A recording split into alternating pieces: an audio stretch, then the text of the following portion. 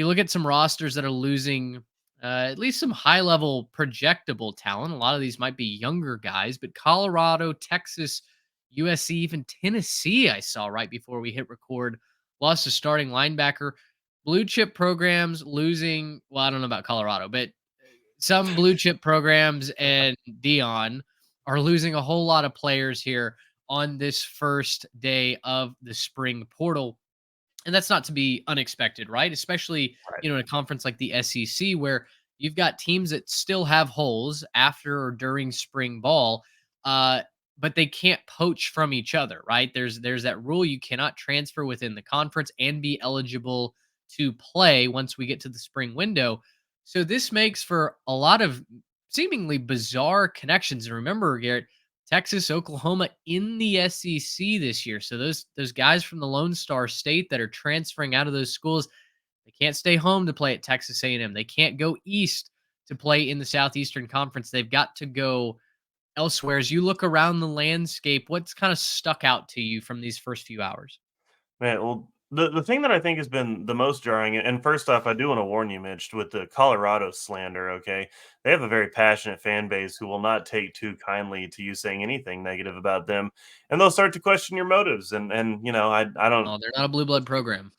They Not today. not a blue blood. I agree with that. But I think that we have to at least couch it with that and say like, hey, Colorado fans, like I want to make sure we put like the sensitivity warning on it. Okay, we're not trying to hurt your feelings. Okay, we're just saying something that's not immaculately positive about your school at the moment. But from the window, from the first little thing here in the window, the thing that's been sticking out to me the most is just how susceptible the stars are. It seemed like in the past, like you can kind of keep your star happy. It seems like most of the schools have been dishing out the NIL to make that happen.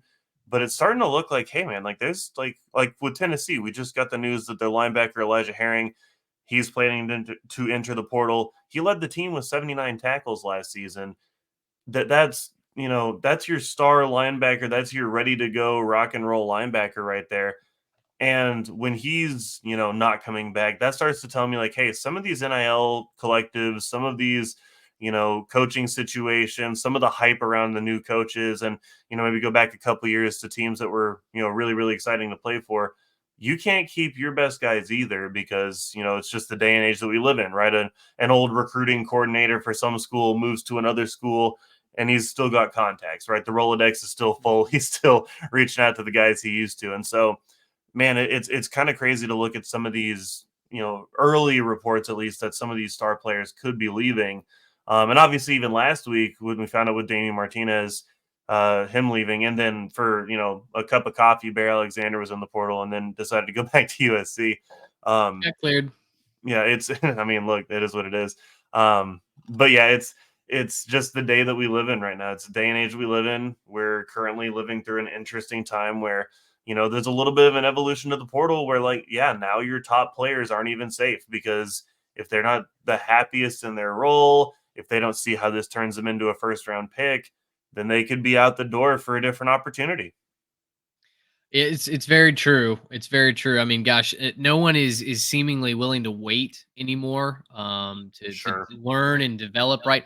Like that's what made some of these Alabama teams under Nick Saban so great is every single year it felt like they had, a fourth year junior or a senior laden class, but they were guys that just stuck it out. And the 4 and 5 stars just kept reloading. Saban had the recruiting covered on the front end, but ultimately guys wanted to be made better. They wanted to sit and develop and learn from the greatest coaching staff ever known to college football. And not only were they able to win national championships, but then they were also able to develop into first rounders. It is insane, seemingly, how many blue chip recruits transfer and hop around. I mean, gosh, JT Daniels, right, was supposed to be Yeah. the next big gunslinger for USC. He transfers to 4 schools over the course of his career and obviously has to retire due to medical reasons, but Right. he wasn't going pro. No one was going to consider him an NFL quarterback. And so you truly are seeing, I think, the grass is greener mentality, even though these teams have these motivational speakers that come in and tell them to buy in, and everyone preaches culture and everybody preaches togetherness. Nobody's together. Everyone's just looking out for their own pocketbook. And I'm not saying that that shouldn't be allowed. That is totally their decision. I support their right to go make as much money as they want to in the Right. NIL space, right? Like I have no issue with that. I worked as a facilitator of the NIL space when it first came out. But ultimately, I think you're seeing a lot of kids take money in the present who also have the talent and the pro aspirations to be someone great at the NFL level.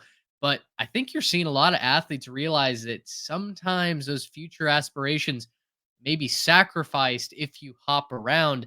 You don't get continuity. You're not guaranteed a starting spot. I mean, gosh, how many guys are re entering the portal today that were either grad transfers or had transferred to Yep. Colorado, for instance? Number of guys who had transferred over to Colorado thought they were going to have a starting spot, thought they were going to be the next big thing in the lights of prime time.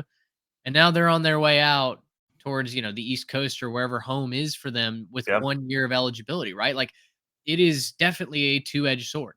Well, and case in point, if you want an exact perfect example of why you should stick around and develop, you can look at Marvin Harrison Jr. because he sat there at Ohio State and was not the first option for a couple of years.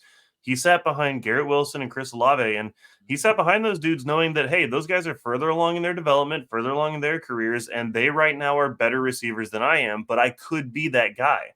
And we saw him, in I think it was the Rose Bowl, was, Yeah. kind of his big breakout party. Yep. And that wasn't even his first big full season. I just remember watching that going, oh, hey, Marvin Harrison's kid's pretty good. And, thinking about that. But it's just kind of crazy to look at that and think like, he is who he is right now.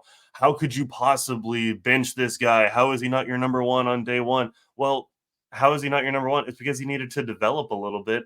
And when you're a school like Ohio State, yeah, you're going to bring in some top end receivers. But like, I think we're all expecting Marvin Harrison Jr. to go be a better pro than either Wilson or Olave.